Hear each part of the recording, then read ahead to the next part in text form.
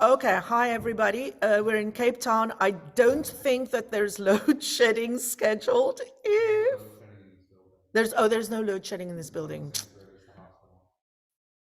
Look at that. Derek knows everything. We're on the same grid as the hospital, so there's no loading. And because this is the ER of Coloratura, you have arrived at. On Sunday, we said we were at the Church of Legato at Tshwane University of Technology. And today we are in the ER of Coloratura in Cape Town. David's laughing. We had a great first day. We had a kind of opening of Bel Canto scores and how to look at a Bel Canto score and what do you see in it and what do you not see in it. Derek, we should probably give Ian one of those handouts because we have extra ones. It might be interesting to him. So today is day one of 2 Coloratura boot camps. And so what we're going to start with is just kind of like a review of how you should practice, because we have now arrived at, so by the end of the lecture part of this, we will arrive at the 3 and 4 note exercises, which is using it in different ways. But we are going to review and kind of just look at everything that we find in the Vakai project about Coloratura singing, building up to this point, okay? And so this will be just a good kind of grabbing all of the Coloratura moments out of the book and putting them together. And so this slideshow for tonight is pretty comprehensive because we put the exercises in the slideshow, so we will be able to probably do all our work, right? So today we are mostly concentrating on the process, starting slow and speeding it up without a metronome. If you brought a metronome, please, we will give you 2 minutes to get up and throw it out the window. Please throw it away. You don't need it. It never made anybody better at singing fast. It won't make you better either. Just pack that thing away. And then tomorrow, we will do some of the more advanced things and repertoire application. Again, if anybody has particular Coloratura patterns that you have problems with, please pop it in an email to belcantobootcamp@gmail.com, either what it is, or like if it's something that's obscure that you think I might not have, send me a PDF of it. We are 6 hours ahead of you, so by the time you go to sleep, we are fast asleep. And by the time we wake up, you are fast asleep. So I have some hours in the day, in the morning, to deal with specific requests. So please let me know if there is something specific you want to look at. So slide 2 says, oh wait, I don't know how to do it. I did something wrong. Do I click on it? There we go. So we say singing fast starts with singing slowly. So a quick review. What are my goals when I practice slowly? You want to sing legato between the 16th notes. So that means you want to go back to your flossing exercises of singing your legato, semitones, and tones. Today, I believe we will only sing, the biggest interval we will sing is the 3rd. So you can, for purposes of legato, of course, increase your intervals to any size, right? You don't have to only practice your legato, semitone, and a tone up. You can do it in all the intervals. And those of you who've been with us for a long time know that we often sing this, right? To practice the portamento getting faster, the legato getting more rapid. You can go the other way, doing the same thing. But so you want to practice singing legato between the notes. You want to keep the vowel pure with an easy, soft tongue, because if you grab your tongue, the voice doesn't want to move. I've never seen somebody with like true tongue tension, unless they actually use the tongue to articulate, right? But if the tongue is just kind of hanging there tight in the mouth, you're going to have trouble executing legato coloratura. Monitor your jaw movement. This is useful when you practice any slow interval, right? If you just sing, just making sure that the jaw is not articulating, because if the jaw articulates in the slow stuff, it's going to want to articulate in the fast stuff. And unless you are certain famous people who can really actually move their jaws that quickly, you are going to like get to a point where the jaw doesn't want to move that fast, okay? Then check in with your whole body, stay calm. In the book, it says like check in with your toe, with your shoulder, try to not have extraneous movement of the body as you are trying to move the pitches, because all of those things will get you out of kilter. So next slide. Very important for us to say that we are hearing the pitches before we sing them, right? So we're not listening to ourselves as we're singing. We are imagining the pitches we are going to sing. And then what we should put on a t-shirt. If you can hear fast, you can sing fast, yeah? If you can imagine what it is, Dave is like, raise the roof. Yes, yes, yes. If you can hear it, you can sing it. If you can hear fast, you can sing fast. So this is now the next slide where we come to how does Coloratura Bootcamp hang together with Ornamentation Bootcamp? Because if you've been through Vakai and if you are first time through Vakai at the end of the summer now, you are familiar with units of pitches. And what does that mean? That's our pitches that hang together, and we are combining them in the ears. So we are not hearing one pitch at a time, but we are hearing a group of pitches, which we then allow the voice to execute. Because if we can hear it, we can sing it. If we can hear it fast, yakatakatam, takatakatam, I can sing because if I can hear it, I can sing it.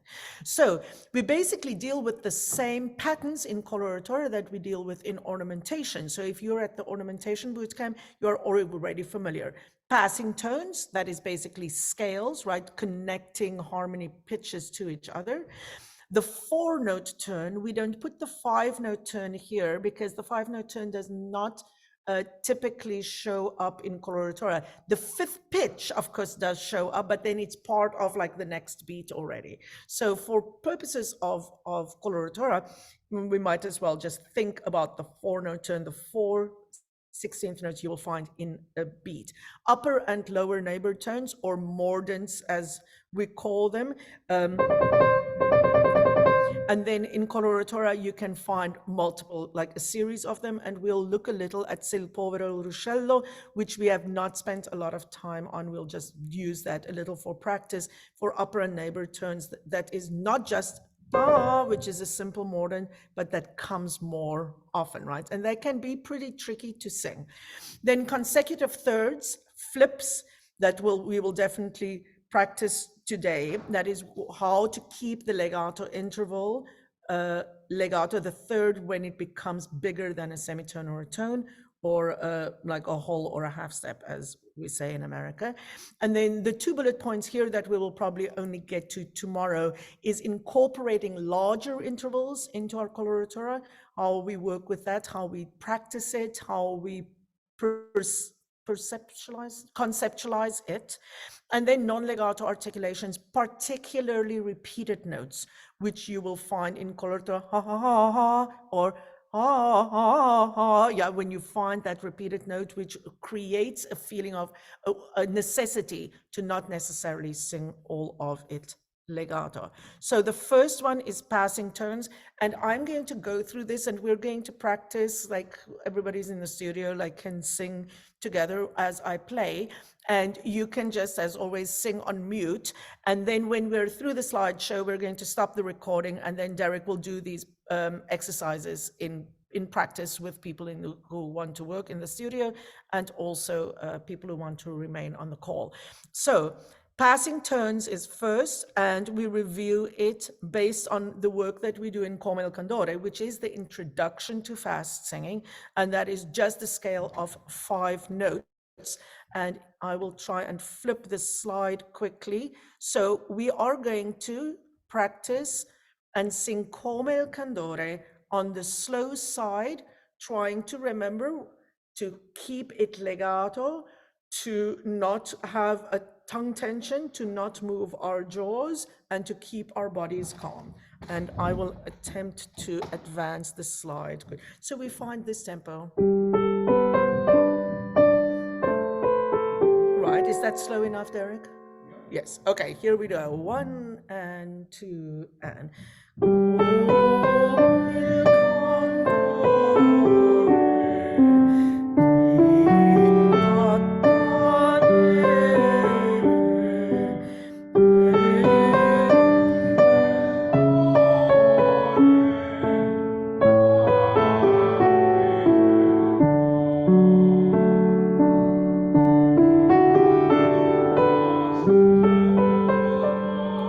moment.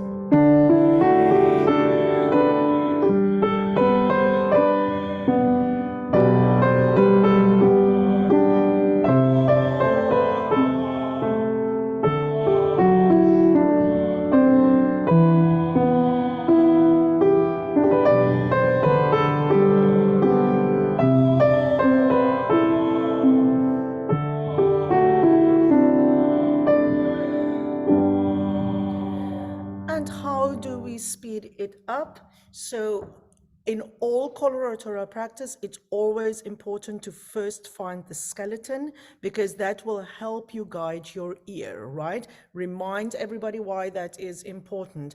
If you are just singing groups of notes and you don't understand whether what you are singing is consonant or dissonant, your ear will lead you astray. So it is always important in coloratura to understand the skeleton of what you're singing. What is the skeleton? It is some version of only chord tones that does not include any non-chord tones. So the pink exercise here is the chord tones and the skeleton, and we sing all of Come Candore with that in mind. Ready? And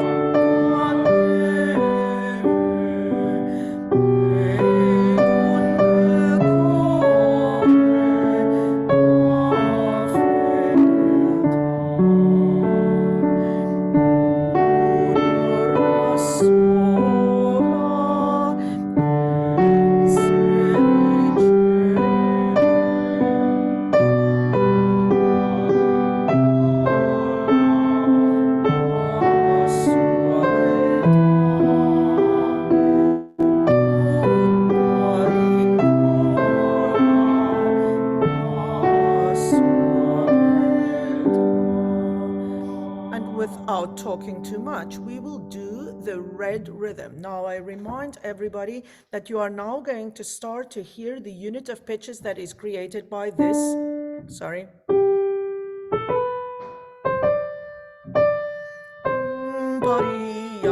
So you are not going to hear, and so everybody understands, right? We are going to sing this red rhythm all the way through. Reminder of the rules. We are not going to bounce our breaths. Yeah, we're not going to sing ko, ho, ho, ho, me. No H's are entering into the exercise, but you are thinking ko, me, kando. And you kind of want to sing that short note as short as you can because you're really trying to move the breath through it fast without getting stopping on it. Here we go, red rhythm and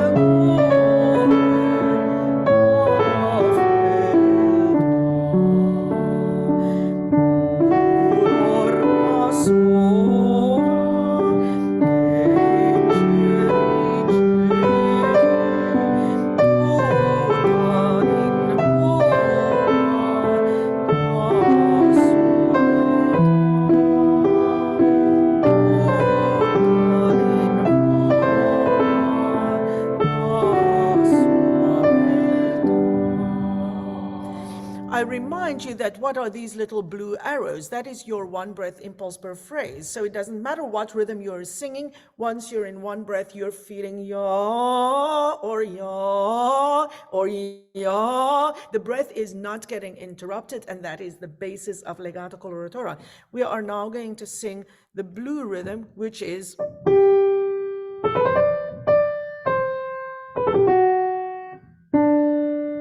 so what is the unit of pitches now is the 3/16 notes that leads to the next beat. And here we go.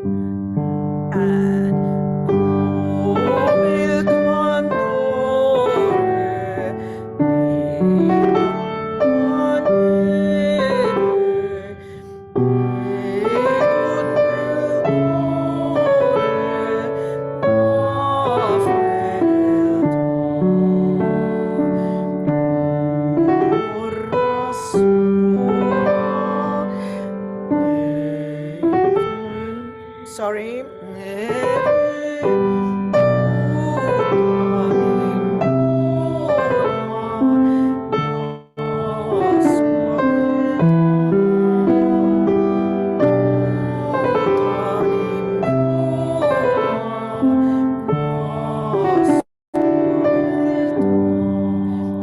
are going to sing it fast. If you want, you can sing on doobie doobie doo. We will do that practice in a different exercise in about 5 minutes.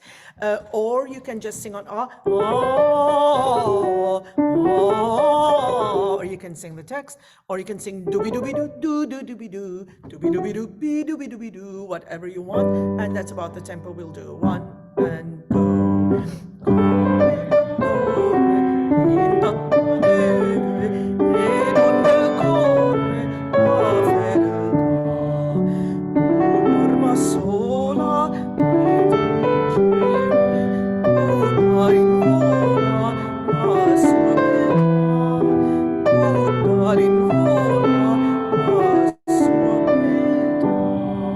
Great, good job, everybody. I know you're fabulous in your living rooms. Okay, next is the 4-note turn, which we are going to review very quickly. If you were in ornamentation boot class, you will have seen this new graphic that Derek made, cutting off the first and the last note of the 5-note turn. Yeah?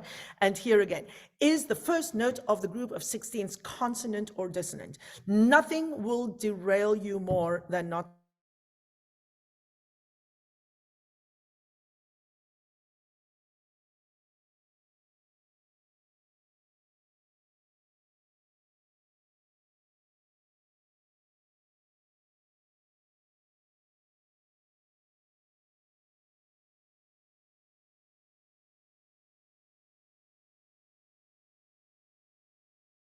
and this pattern will come all the time. These 4-note turns all the time in Coloratura. You will see them all the time. Rochelle, we missed about the last minute. You were frozen. We missed about the last minute. I'm so sorry. Okay, I'm sorry. I'm sorry. We are on Wi-Fi here. We'll see. I'm back now. I'm back. Okay. Did you miss the last part of the exercise of Come il Candore as well? Yeah? Okay, let's sing Come il Candore one more time, fast. Sorry, y'all. Come il candore di un'orma sola tutta l'invola alla sua beltà, tutta l'invola alla sua beltà. Okay, still with me? 4 notes. Okay, so if you were in the ornamentation class, you saw this graphic. This is the 5-note turn with the first or the last note cut off. And depending on which note of the 5 notes the turn lost, you will see that it starts either on a non-chord tone or on a chord tone. And that is very important to define when you are going to practice the 4-note turns in your coloratura. Because as we will see in Quando Accende, while all of these sound the same, yeah, if you just kind of non-discriminately listen to it, you're like, oh, these are all the same. But the ones that are marked with blue circles, like we were just talking about the blue notes today in class, the notes that are not harmony notes, those blue notes are non-harmony notes. And this is thus a turn that has lost its first note. And you will see the first note of the turn is on the previous beat, yeah? The whole 5-note turn is this. But this is...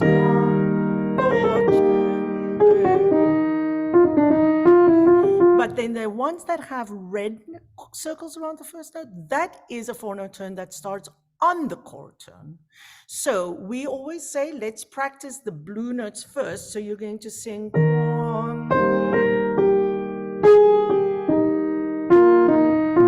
and then, right, you see the second part is not hard. So this, we don't have to sing this together, but this is an important thing to realize, to dissect when you look at your coloratura. If you see the 4-note turn, discern for yourself, does it start on the harmony or non-harmony note? Moving right along, to the next unit of pitches we will see, and that is the upper and lower neighbor tones. We're going to spend a little second here practicing the first part of this. So this is Se povero ruscello, which we have not spent a lot of time on because we had trill class on Saturday, but did not talk really so much about this lesson. But so can you see the skeleton? Where are the harmony notes? Yeah, here we work a lot in solfège, with moving do in South Africa. So we spent a lot of time today saying like, what is the chord here? F, A, C, that means, right, so the G and the E are lower, upper and lower neighbor tones. And you can see how this kind of mordant lower upper neighbor tone is related to the turn, because you will see on the second beat a 4-note turn.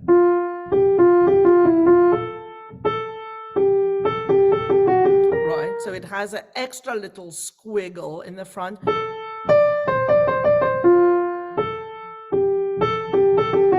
And you can see how every time the little group of 16th notes is starting on a non-chord tone.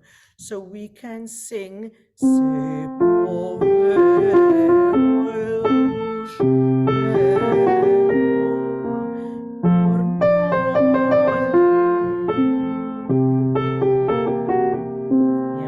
sing in that under tempo. You can just sing on A, you can sing the text if you know that song.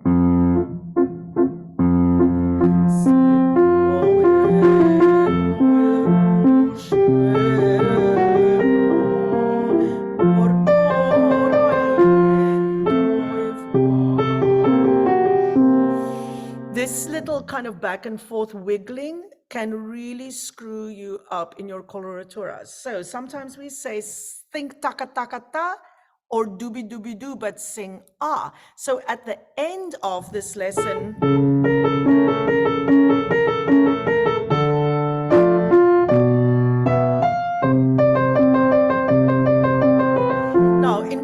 you will not that often find that many of them in a row, but you can easily find 2, 3, 4 of them in a row. So it's a very good skill. So here, let's actually sing dooby dooby doo, because as the slide says, jazz singers often scat on dooby dooby doo because it helps move the breath forward, separate the pitches, but without interrupting the airflow. So we can sing the end of this lesson on doo doo dooby dooby dooby dooby dooby. Okay, ready? 3 and 4. Doo doo dooby dooby dooby dooby dooby dooby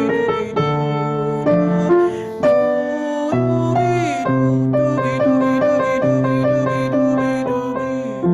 And if we picked up that tempo, still sing dooby doo doo and doo doo dooby dooby dooby dooby dooby dooby dooby.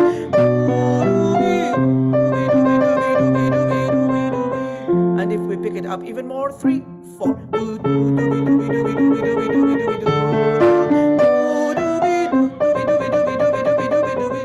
And now do you want to try and sing it on A?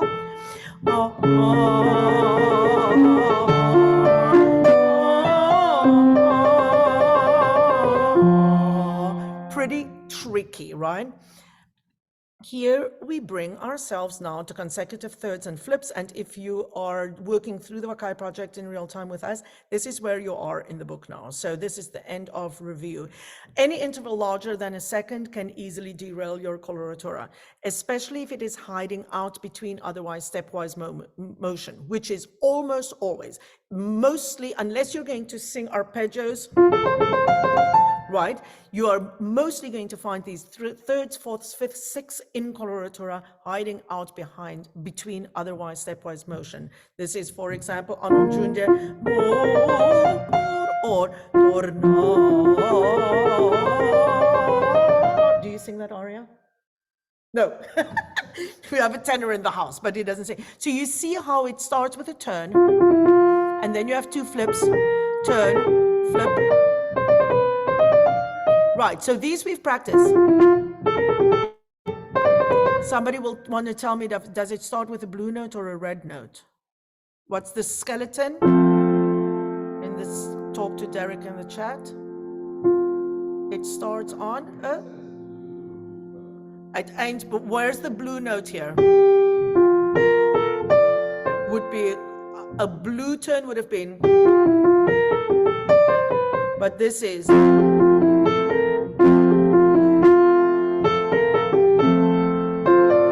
Right, you see the chord is F, and on the beats you find the notes F, A, and C. So these are 4 note turns that start on the main note, and they are interspersed with flips. So if you just practice these notes, you're like, I'm learning the notes,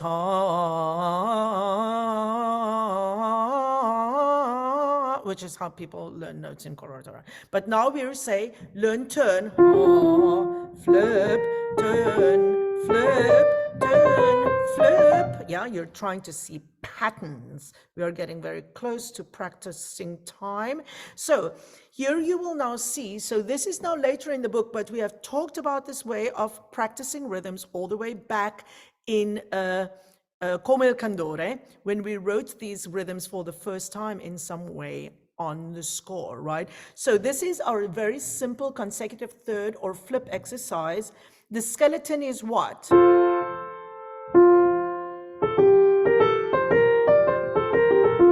Skeleton. Right? So, do, re, mi, fa, sol, fa, mi, re, do. And then you have the thirds on top of that.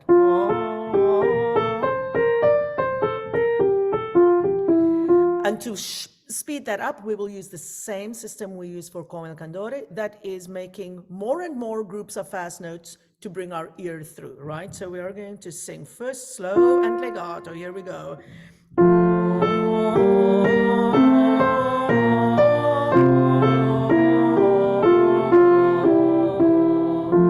Now you're going to sing a unit of 2 pitches after a long note. Ready, and.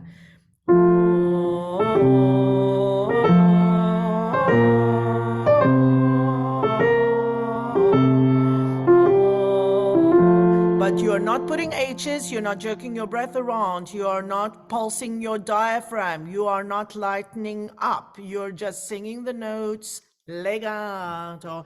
Next rhythm.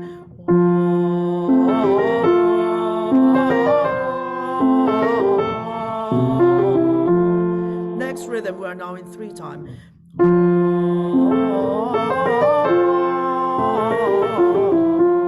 And now we just sing fast. 3, 4.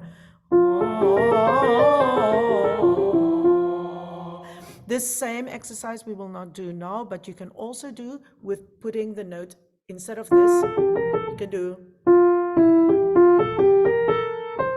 right? You can go the other way to make the third this way instead of this way, yeah?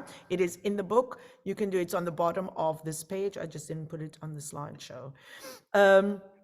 So, when you now are deconstructing your coloratura, you deconstruct the coloratura to the skeleton, you understand which units of pitches are used where, and you are taking time to make that mind and body connection. And we are now at 7:30, and we are not going to sing these. I'm going to give it over to Derek, who's going to allow you to do it in real time with him. So just to look through it quickly, this is the same skeleton. For the advanced singers on the call, you can extend this 5 notes skeleton to an entire octave. So you can sing, instead of this, you can sing a whole octave. Right, if you want to like put more range in it, and you can do the same with these exercises. This is now passing tones, right? Remember the things that we've looked at? That is passing tones between the skeleton of the thirds. Then you have lower neighbor tones, upper. I always vary how it goes up and down. The next one is upper and then lower. And here you have this kind of like adjusted practice rhythms you can use, right? One long, to use that same idea. And then on the bottom of this page, this is page whatever in the book, they are together in the book, the exercises on 4 notes.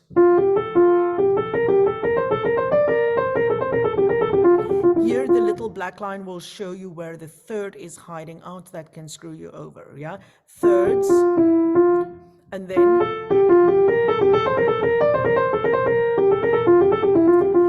I culled all of these patterns basically from a combination of looking at treatises and picking the patterns that I feel we see most often in practical coloratura.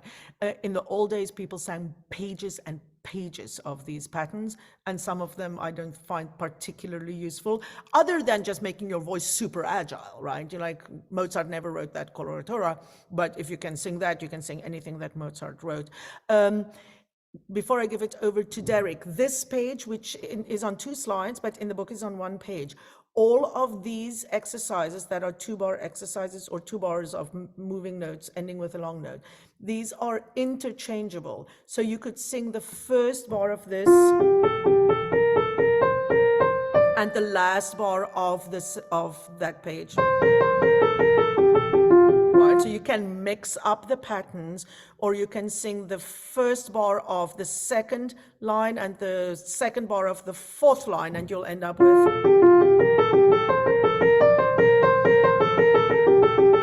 Right, and once you start to mix them up, you're like, oh yeah, I can totally hear how some versions of that live in my coloratura. If you want to be crazy, you can mix up the 3 and 4 notes. All of these are interchangeable. You can play a game. The last one on this is just like how we often see this turn. Yeah, it's a very good pattern to practice. Okay, Derek, I'm going to give it over, and I am going to stop the share.